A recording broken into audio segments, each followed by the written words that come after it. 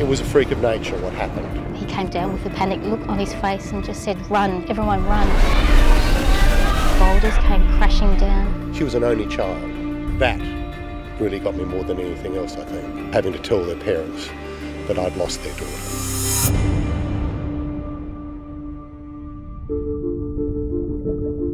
Cave diving is an interesting side of scuba diving. You're going into caves where no one has ever been in the history of the world. A lot of people deem it to be a very unsafe sport. You try and get life insurance, but they usually just ask me to leave. They just consider it too dangerous. In 1988, we set out with a film crew to make a documentary on Panakan Plains.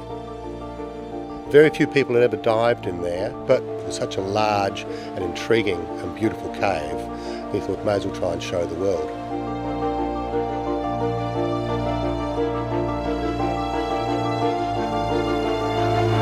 Often when we think of caves, we think of these kind of horizontal walking passageways, but the area where Chris Brown was working was particularly challenging because they had to rappel essentially almost straight down to get to the bottom of the cave. So that morning we went into the cave.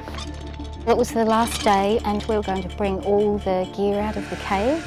It was a very hot day and most people found it a lot nicer in the cave because it was all about 70 degrees. So I came up on the surface and I could see in the distance some very large dark clouds coming towards the camp.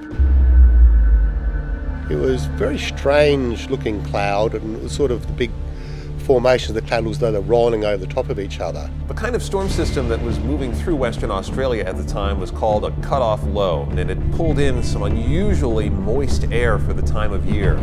Suddenly, the full force of the winds hit us. Part of the roof of the caravan got ripped off and slammed into a tree only about 20 feet from where I was. Intensive rain like I'd never seen it before, with large hail.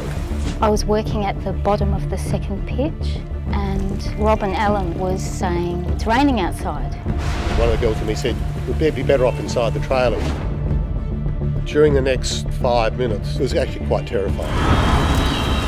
The winds got louder and the noise was absolutely incredible. The trailer started getting bounced around.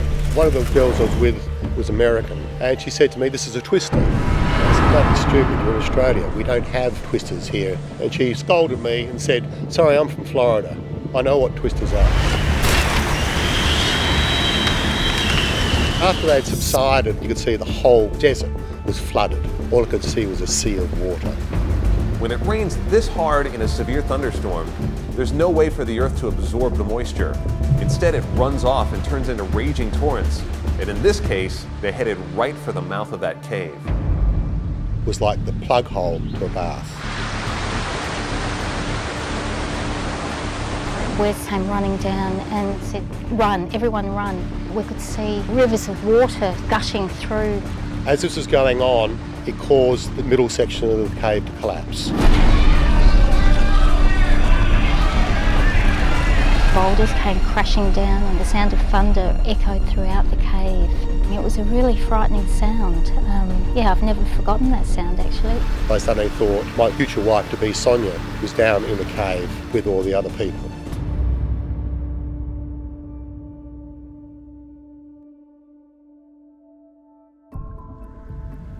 We just sat there and listened to the sound, really. Listening to all the rocks come down and occasionally you'd hear a tank coming down. We didn't really talk a lot, we just sat there. We wanted to conserve our lights, so we sat in the dark. We just didn't know how long it was going to go for and how long we'd be trapped in there.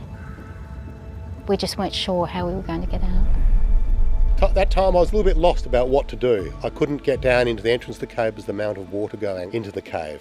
And I suddenly remembered we had a through-ground radio which would go through 300 feet of rock. Surface to chamber, surface to chamber. Are you receiving? Over. Much to my amazement and delight, within 10 seconds I got a response back from Ron Allen, which was chamber to surface, receiving. His first question to me was, who is on the surface? I gave him the names of the 5 people on the surface and it seemed like eternity.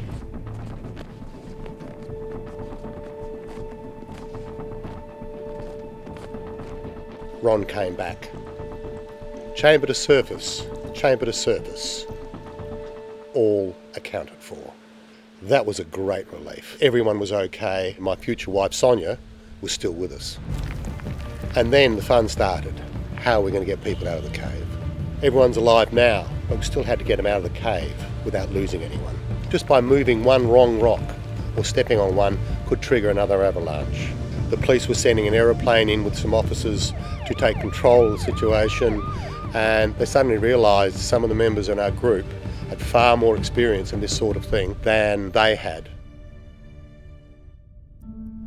We realised that the cave was probably going to be a completely different cave, and this posed a risk to us in terms of how we were going to get out. Wes and Rob have been up there. The bottom of that pitch area is just a new cave altogether. It was cave exploring, but instead of going down, they were trying to find their way up. We went down and checked through the cave to work out a route to try and get down to where they were. And over a period of 24 hours, through an approach from the bottom, eventually worked out a route where they could get through the collapse and out of the cave. The biggest fear was that while people were negotiating through this area, tons and tons in weight could easily be dislodged by just one little wrong movement.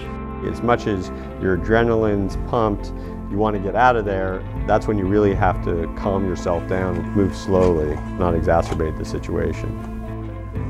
It was decided for safety to send people up 2 at a time. So that if anything went wrong, you'd only lose 1 or 2 at a time. They really were under the gun to figure out how to do this themselves with a little bit of technological help from the surface.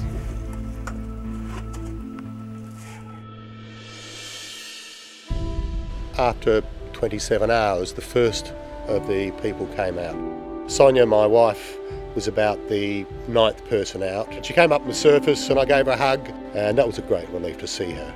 It was a relief to see everyone and to be out and just to feel air on my face. Over a period of about 6-7 hours, we finally got all 13 people out of the cave with no major mishap. And at that stage, then, I knew all was safe. I suppose you need to be a bit of a risk taker and you need a bit of bravery to do cave diving. I think this accident in many ways is inspirational. It also is a reminder that be prepared for the unknown. I just keep enjoying pushing cave diving, going out, finding new places which no one's ever been before.